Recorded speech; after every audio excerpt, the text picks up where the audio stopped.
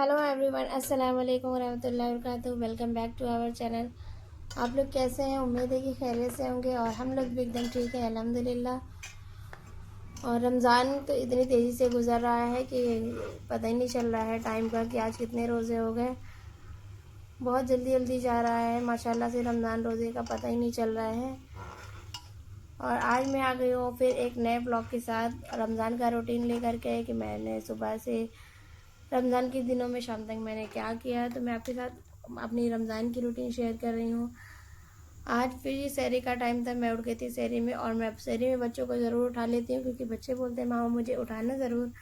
और जब बच्चे उठते हैं तो फिर कुछ रौनक ही और होती है रमज़ानों में। तो माशाल्लाह से बच्चों को बस एक आवाज़ लगाओ कि अनाबिया और अम्मार उठ जाइए, बस तुरंत उठ करके बैठ जाते हैं।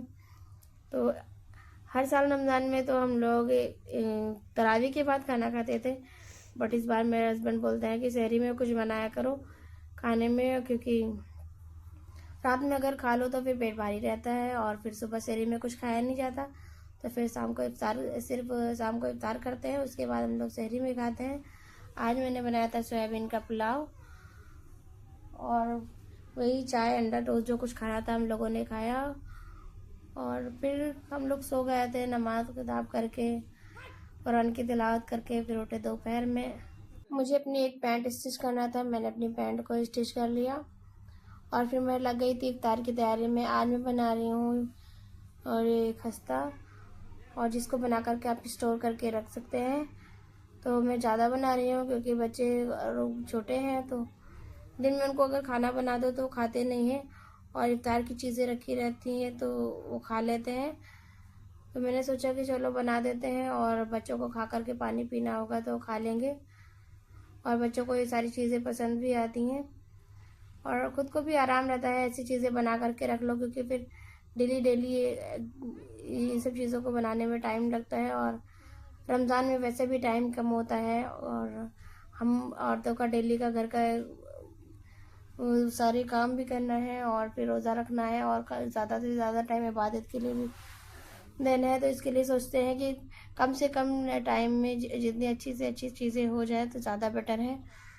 तो इस तरह से मैं खस्ता ज़्यादा बना करके रख लेती हूँ।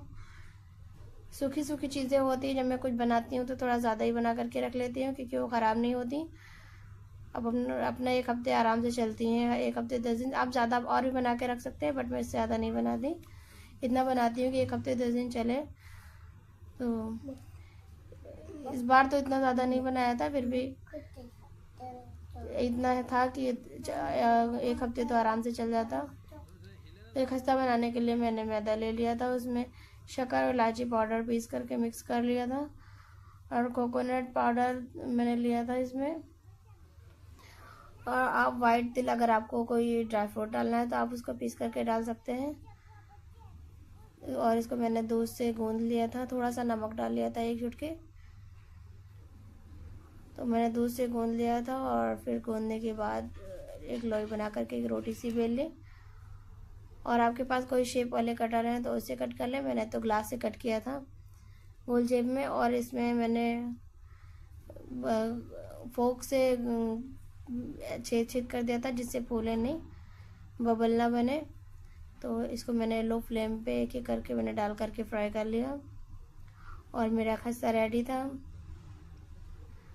और इफ्तार में आज मैं बना रही थी, मैंने खस्ता बना लिया था और मैं बना रही थी कटलेट चिकन का। तो एक एक करके मेरी इफ्तार की तैयारी हो रही थी। तो इस तरह से मेरा खस्ता बन गया। उसके बाद मैंने चिकन कटलेट की तैयारी की।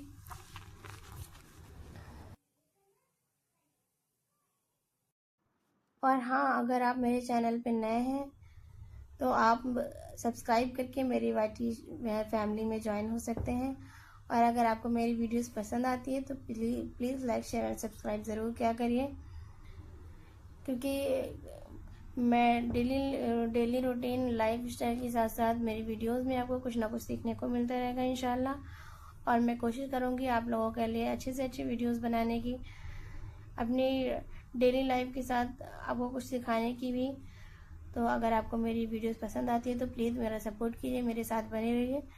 इससे आपको अच्छी अच्छी वीडियोस देखने को मिलती रहे।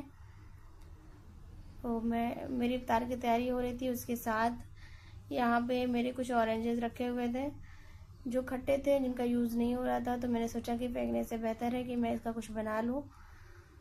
तो इसका मैंने जूस निकाल लिया था और इसमें शक्कर और अरारोट पाउडर डाल करके मैंने इसमें और कलर और फ्लेवर डाल करके मैंने ऑरेंज जेली बना ली थी, जो कि बच्चों को बहुत पसंद आई। बच्चे देख करके बहुत ही ज़्यादा खुश हो गए कि मामा ये तो मार्केट जैसी जेली है एकदम।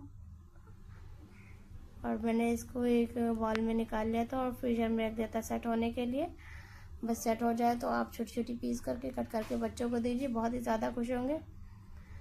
तो इस तरह से मेरा रखे हुए ऑरेंज भी यूज़ में आ गए और बच्चे भी खुश हो गए। और ये मेरी इफ्तार की तैयारी हो रही थी। सारे फ्रूट्स कट कर लिए थे, इफ्तार रेडी थी, सारी चीज़ें मैंने बना ली थी और हस्बैंड भी आ गए थे। तो जब वो घर पे रहते हैं तो मेरी हेल्प कर देते हैं फ्रूट्स कट करके माशाल्लाह से। और किसी किसी दिन होता है कि वो आते भी नहीं हैं और रहते हैं तो फ्रूट कट करके मेरी हेल्प ज़रूर कर देते हैं। यहाँ पे मेरी इफ्तार रेडी थी। कुछ इस तरह से था मेरा रूटीन रमज़ान का। आप लोगों को मेरी वीडियोस कैसी लगी कमेंट में ज़रूर बताइए। मिलते हैं कुछ अच्छी वीडियो के साथ नेक्स्ट व्लॉग में। तब तक के लिए अपना ख्याल रखिए, अपनी फैमिली का ख्याल रखिए। रमज़ान का महीना है, खूब दुआएं करिए और अपने दुआ में मुझे भी याद रखिए। और मिलते हैं कुछ नए और अच्छे व्लॉग के साथ। तब तक के लिए अल्लाह हाफिज़।